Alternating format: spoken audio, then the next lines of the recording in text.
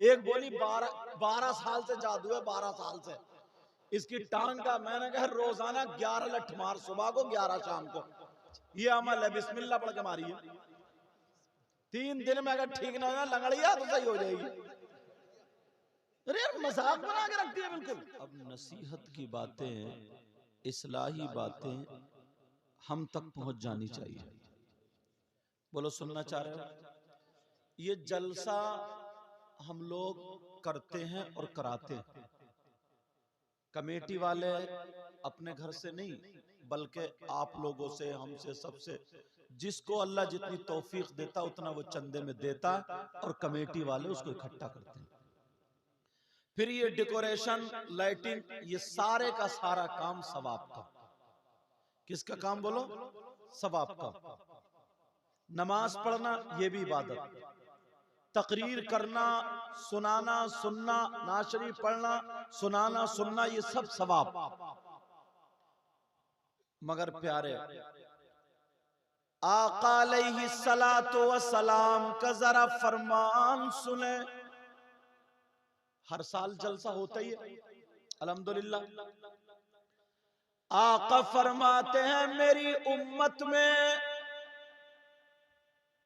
3 तरह के लोग ऐसे भी हैं जिनका जलसा कबूल नहीं होता।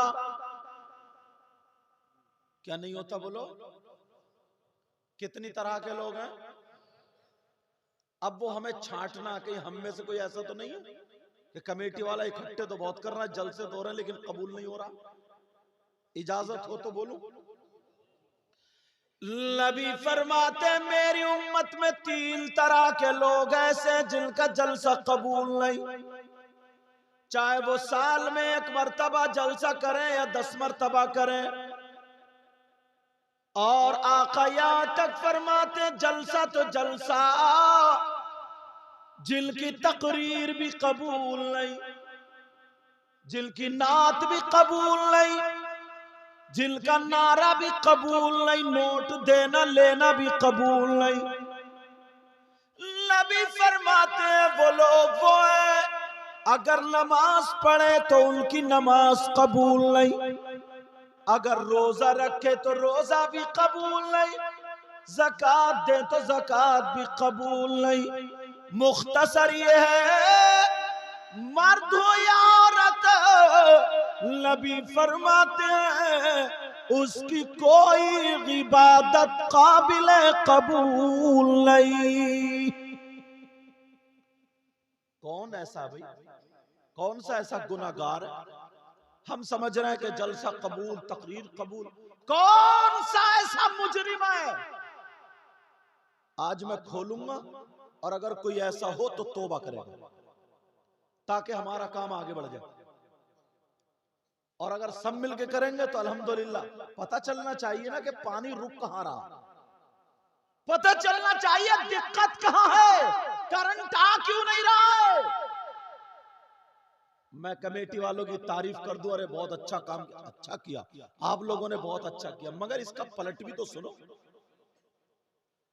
कौन है ऐसा जिसकी कोई इबादत काबिल कबूल नहीं? अब हदीस सुनो, काला रसूलुल्लाह सल्लल्लाहु ताला अलैहि वसल्लम सलासा ला यक़बलुल्लाहु अज़्ज़ा वजल सरफन वला अदला आक़वमन्नाल व मुकद्दिबुम बिक़द्र। हदीस भी पढ़ दी, औरतें भी इसी में शामिल है। अगर कोई औरत ऐसी हो तो उसकी भी नमाज कबूल नहीं, रोजा कबूल नहीं, ज़कात एक तो पढ़ती कम है, आप लोग भी कम पढ़ते हो, 8वें दिन जाते हो। मगर प्यारे जरा गौर करो, सुन करके जाना, तलाशो, ढूंढो। जो कमियां होती है ना, कुछ ऐसी होती हैं कमियां कि जिसकी वजह से अगला काम नहीं रुकता है, मगर ये कमी ऐसी है। ओ जग वाले भैया, ओ जग बाहर करो, जग बाहर करो, चलो जग इधर कर दो, इधर इधर मैक वालों की तरफ। उधर कहां देख रहा हूं? मैक वालों की तरफ, मेरी तरफ तवज्जो रखो। 3 तरह के लोग ऐसे जिनकी कोई इबादत काबिल कबूल नहीं। अब मुफ्तियों से पूछो, पूरे हिंदुस्तान में टटोलो कि अगर कोई चोरी कर ले, अल्लाह ना करे कोई ऐसा करे, और चोरी करने के बाद उसके कपड़े पाक साफ हैं, टोपी है, वुजू है, पाक है, शराइत नमाज पाए जा रहे हैं, मस्जिद में जाके घर पे अगर नमाज पढ़े, पूछो ऐसे शख्स की नमाज होगी या नहीं होगी, तो मुफ्ती साहब कहेंगे शरअन इसकी नमाज हो जाएगी। और अगर कोई शराब पी ले तो, अब मुफ्ती साहब से पूछो, शराब पी ले तो मुफ्ती साहब कहेंगे शराब के अगर नशे से बाहर हो जाए, कपड़े पाक साफ है, नहाया धोया, सब कुछ शराइत नमाज पाए जा रहे हैं, तो शरअन उसकी नमाज हो जाएगी। शराब पीना कितना बड़ा गुनाह, कितना बड़ा जुर्म, चोरी करना कितना बड़ा, कोई अगर गलत काम कर ले, गलत हरकत कर ले, उसका भी यही। मगर कौन सा ऐसा गुनाह है, कौन सा ऐसा जुर्म है, अगर उसने वो गुनाह कर लिया, जुर्म कर लिया, तो उसकी इबादत काबिल कबूल नहीं। कौन सा ऐसा जुर्म है? अब जरा तलाशो, अपने अंदर ढूंढो, देखो अपने अंदर जरा तलाशो।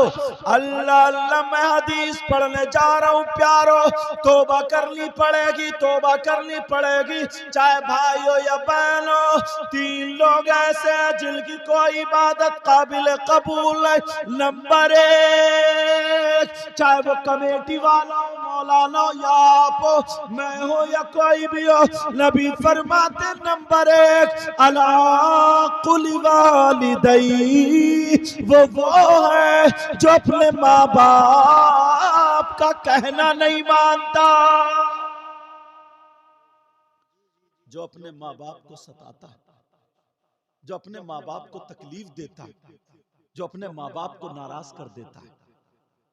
अगर जिसके माँ बाप जिससे नाराज है, अब वो कमेटी वाला हो, मौलाना हो, मैं हूं, आप हो, कितने ही जलसे करे, कबूल नहीं। रोजा रखे, रोजा कबूल नहीं। ज़कात दे तो ज़कात कबूल नहीं। हज करे तो हज कबूल नहीं।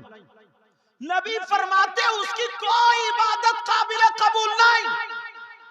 छोटी बात समझ रहे हैं? मैं आया, कोई पीर आए, कोई आए, उनके हाथ चूम रहे हैं, नोट भी, सब कुछ, सारी बात देना चाहिए, चूमना चाहिए। मगर सुनो, कभी अम्मा को भी देखा किस हाल में, कभी अब्बा को भी देखा किस जल से हर साल हो रहे हैं, जल से हर साल रह रहे हैं, हो रहा है, बड़े बड़े अच्छे जल से हो रहा है, सारी चीजें हो रही है, मगर कभी ये देखा कि मेरी माँ तो परेशान नहीं है।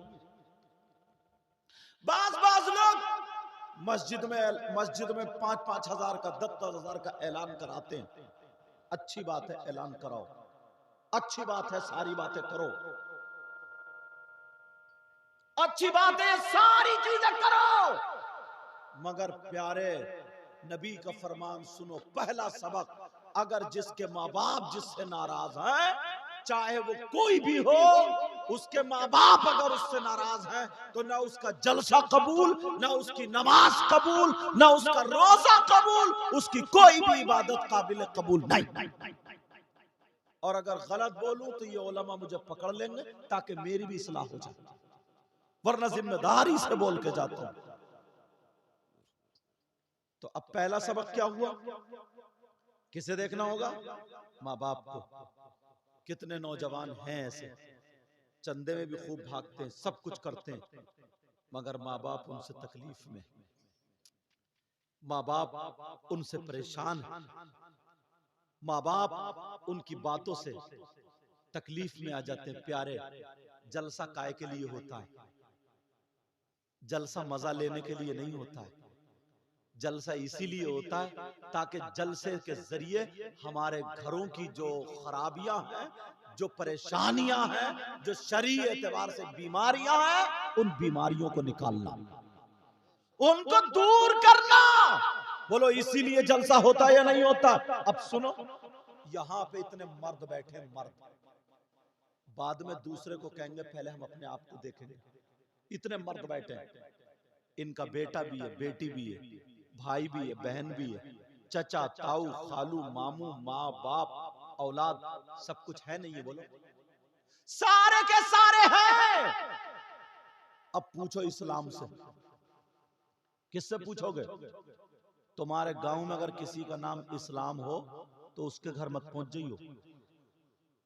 शरीयत मुस्तफा से पूछो कि इस्लाम तू बता कि मर्द का बेटा भी है, बेटी भी है, भाई भी है, बहन भी है, पड़ोसी भी है, इन मर्दों पर इस्लामी एतबार से सबसे ज्यादा हक किसका है? बेटे का या बेटी का, भाई का या बहन का, बीबी का या किसका है? सबसे ज्यादा हक किसका है? अल्लाह अल्लाह इस्लाम ये कहता सबसे ज्यादा उसके बेटे का नहीं, बेटी का नहीं, बीबी का नहीं, मर्दों पर सबसे ज्यादा हक उसकी माँ और बाप का है। किसका है ज्यादा हक? माँ बाप का। मगर देख रहे हैं बीबी पे कितने खर्च कर रहे हैं? अब ईमानदारी से बताइए, माँ बाप पे उतना हो रहा? बेटे पे जितना खर्च कर रहे हैं माँ बाप पे उतना हो रहा? बेटी पे जितना कर रहे हैं माँ बाप पे उतना हो रहा? हिसाब तुम्हें खुद देना पड़ेगा। मैं तो सिर्फ हदीसें पढ़ूंगा और बताऊंगा, अमल करना ना करना तुम्हारा काम। इनका मकसद जो था ना यही था कि अगर 11 बजे बिठा दिया जाता तो तकरीर होती, जो सुनने वाले थे जिनको बातें सुनानी थी वो तो चले गए। इनका मतलब ये था, लेकिन मैंने तो दूसरे अंदाज में कहा था। अब जरा सुनो, गौर करो, बीबी से ज्यादा हक माँ, बीबी से ज्यादा हक बेटे, बेटी से ज्यादा हक, सबसे ज्यादा हक अगर है तो उसकी माँ और बाप का। अब अंदाजा लगा लो, कमा के लाता है बंबई से, कमा के लाता दिल्ली से, कमा के लाता चेन्नई से, कमा के लाता मुरादाबाद से, कितने बीबी को दे रहा, कितने बेटी बेटे को दे रहा, कितने माँ बाप को दे रहा, ये फैसला तुम्हें करना पड़ेगा। मैं तो इस्लामी बातें बता के जाऊंगा और इसीलिए जलसा होता है। और सुने, औरतें भी तो हैं, औरतों के भी माँ बाप हैं, इनके भी भाई बहन हैं, इनके भी चचा ताऊ खालू मामू हैं, इनके भी तो बेटा बेटी है। बोलो है कि नहीं है? इन पे सबसे ज्यादा हक किसका? पूछो, इस्लाम से पूछो। कौन सा इस्लाम? तुम्हारे गांव वाला नहीं, इस्लाम से पूछो। इस्लाम बताओ औरतों पर सबसे ज्यादा किसका है? औरतों पर सबसे ज्यादा उसकी माँ का नहीं, उसके बाप का नहीं, उसके बेटे का नहीं, उसकी बेटी का नहीं, बीवियों पे सबसे ज्यादा हक उसके शौहर का होता है। अब देख लो, कई कई बच्चों की अम्मा हो गई है, शौहर का ज्यादा हक है, मगर पूरा जो मैके से आ रहा ना भाई मोबाइल, कई कई बच्चों की अम्मा हो गई है, मगर कहना अब भी मैके वालों का मान रही है। इसी वजह से लड़ाई है, जो माँ कह दे वही है, जो बाप कह दे वही है। औरतों पर सबसे ज्यादा हक उसके शौहर का, शौहर का। यहां तक के आया है किताबों में कि शौहर की इजाजत के बगैर बीबी को घर से निकलना जायज नहीं। अब ये जितनी आई है सब इजाजत लेकर आई होंगी, ये तो इजाजत लेके नहीं आई होंगी, मगर तुम में से कोई ना कोई ऐसा जरूर होगा, तुम में से जरूर कोई ना कोई ऐसा होगा जो इजाजत लेके आया होगा। हाँ, और किससे लेंगे? मोहल्ले वालों से क्या?